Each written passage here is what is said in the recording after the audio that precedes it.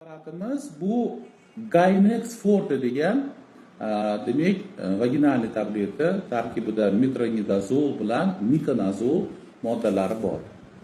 Demak bu preparat protozoa infeksiyalariga qarshi ta'sirga ega, zamburuli infeksiyalarga qarshi ta'sirga ega preparat.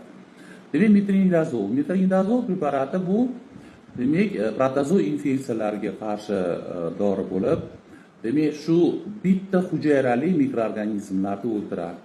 Ya'ni bu mana shu ayollarda trichomonadniy palochka degan mikrob qo'zg'atgan trichomonas degan kasallik bor.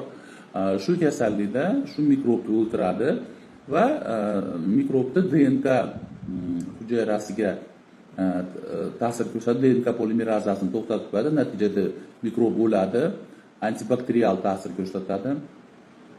Mikonazol preparati bu zamburug'ga qarshi, ya'ni zamburug'ni oqsil modda almashinuvini to'xtatib qo'yadi, natijada zamburug' o'ladi.